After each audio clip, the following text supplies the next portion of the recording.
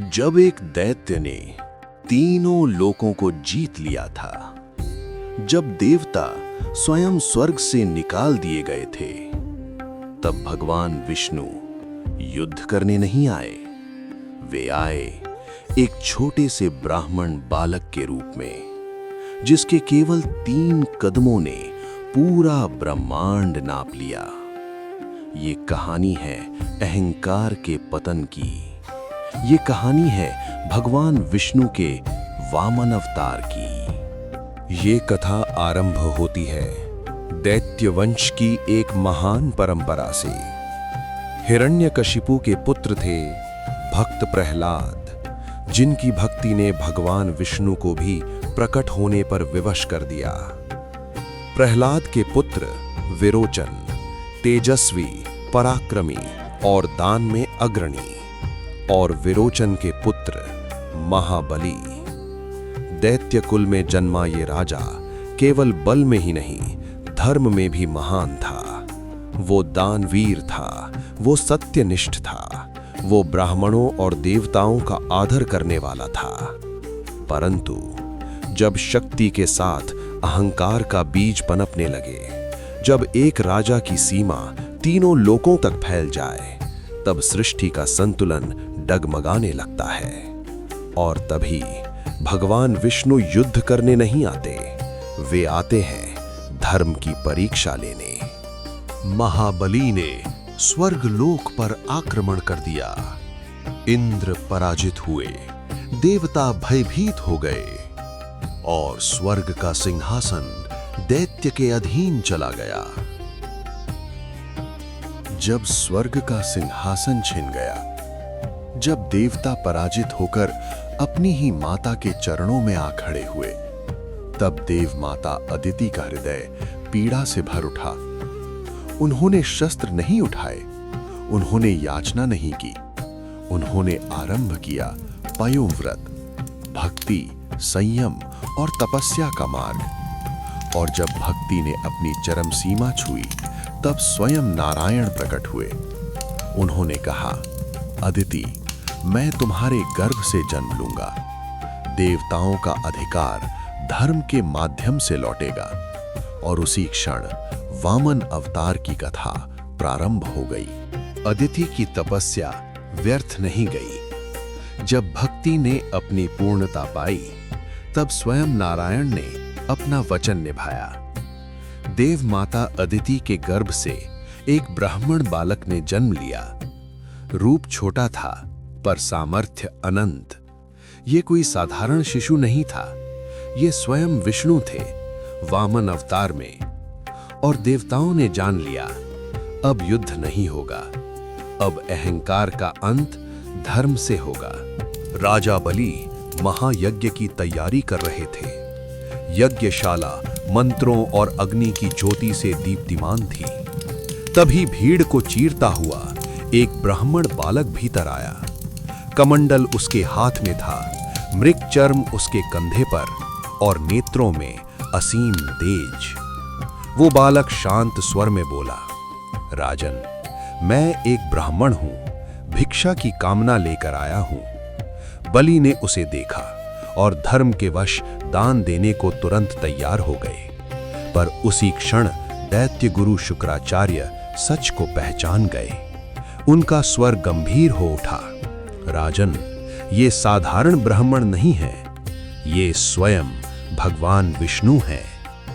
यज्ञशाला में सन्नाटा छा गया, क्योंकि अब ये केवल भिक्षा नहीं थी, ये भाग्य का निर्णय था।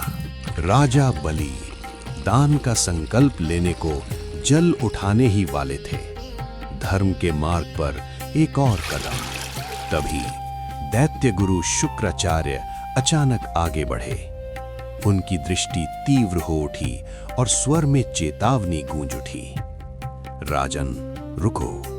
क्षण भर में सब कुछ थम गया। यज्ञ की अग्नि कांप उठी। शुक्राचार्य जानते थे, यदि ये संकल्प पूर्ण हुआ तो बलि का साम्राज्य सदैव के लिए हाथ से निकल जाएगा। उन्होंने कपट का मार्ग चुना और संकल्प जल की नली में स्वयं प्रविष्ट हो गए।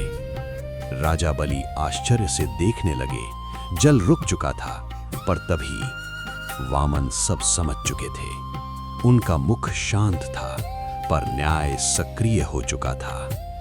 एक दिन का एक क्षण और कपट भंग हो गया। जल बह चला, संकल्प पूर्ण हुआ, क्योंकि जहां धर्म खड़ा हो वहां कोई छल टिक नहीं सकता। संकल्प पूर्ण हो चुका था, अब वचन बंध चुका था। तभी उस ब्राह्मण बालक ने शांत स्वर में कहा, राजन, मुझे केवल 3 पग भूमि चाहिए। सभा स्तब्ध रह गई। इतनी सी भिक्षा? शुक्राचार्य समझ चुके थे ये साधारण मांग नहीं है, पर बलि मुस्कुराए, क्योंकि धर्म उनके हृदय में राज कर रहा था। ब्राह्मण, 3 पग भूमि तुम्हारे लिए क्या करेगी? वामन बोले, राजन, 3 पग मेरे लिए पर्याप्त हैं। और उसी क्षण भाग्य ने अपने चरण आगे बढ़ा दिए। और तभी उस छोटे से ब्राह्मण बालक ने रूप बदलना आरंभ किया। शरीर बढ़ने लगा, आकाश की ओर उठता चला गया। पृथ्वी कांप उठी, पर्वत नन्हे से दिखने लगे, समुद्र सीमित हो गए, देवता स्तब्ध थे, असुर भयभीत। ये वामन नहीं था, ये था त्रिविक्रम, भगवान विष्णु का विराट रूप। और फिर पहला पग आगे बढ़ा।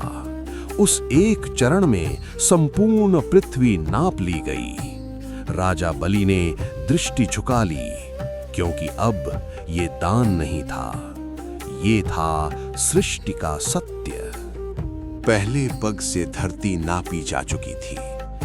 अब पृथ्वी मौन थी, क्योंकि उसकी सीमा पूर्ण हो चुकी थी।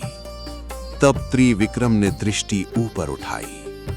दूसरा चरण किसी लोक के लिए नहीं, दिशाओं के लिए था। और जब वो चरण स्वर्ग तक पहुंचा, देवता हटे, भय से नहीं, श्रद्धा से, क्योंकि ये विस्तार नहीं था, ये ब्रह्म का स्वीकार था। लोक सीमित हुए, दिशाएं थमी, और ब्रह्मांड ने जान लिया, अब स्थान शेष नहीं। तीसरा चरण अब भी बाकी था, पर रखने को कुछ भी शेष नहीं था। 2 पगों में त्रिविक्रम ने संपूर्ण ब्रह्मांड नाप लिया था। अब तीसरा पग शेष था। राजन बलि, अब बताओ, तीसरा पग कहां रखा जाए? बलि समझ चुके थे, अब कोई भूमि शेष नहीं थी।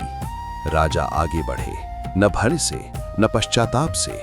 उन्होंने अपना मुकुट उतार दिया और शीश झुका दिया। प्रभु, तीसरा पग मेरे मस्तक पर रख दीजिए। क्षण भर को देवता भी मौन हो गए। राजा बलि अब राजा नहीं रहे थे, वे केवल एक भक्त थे। और त्रिविक्रम अपने विराट रूप में कर्मा बनकर खड़े थे। तीसरा पग अब उतर रहा था। देवता साक्षी बने, और वो क्षण आया। अहंकार यहीं समाप्त हुआ, और विष्णु कृपा बनकर प्रकट हुए। बलि, तुम अमर हो गए, क्योंकि जो सब कुछ दे देता है वही सब कुछ पा लेता है। भगवान विष्णु ने बलि को पाताल लोक का राजा बना दिया। बलि अब दैत्य नहीं थे, वे धर्म के राजा थे। तभी विष्णु ने कहा, बलि, मैं स्वयं द्वारपाल बनकर तुम्हारे लोक की रक्षा करूंगा। और तभी से पाताल के द्वार पर विष्णु स्वयं खड़े हैं। तीनों लोकों में संतुलन लौट आया। जहां विष्णु का मार्ग है, वहां न्याय और करुणा दोनों हैं। यदि ये पवित्र कथा आपके हृदय को स्पर्श कर गई हो, तो सनातन धर्म की ऐसी ही दिव्य कथाओं के लिए इस चैनल को सब्सक्राइब करें और अपने हृदय में सदैव नारायण को स्मरण रखें। नारायण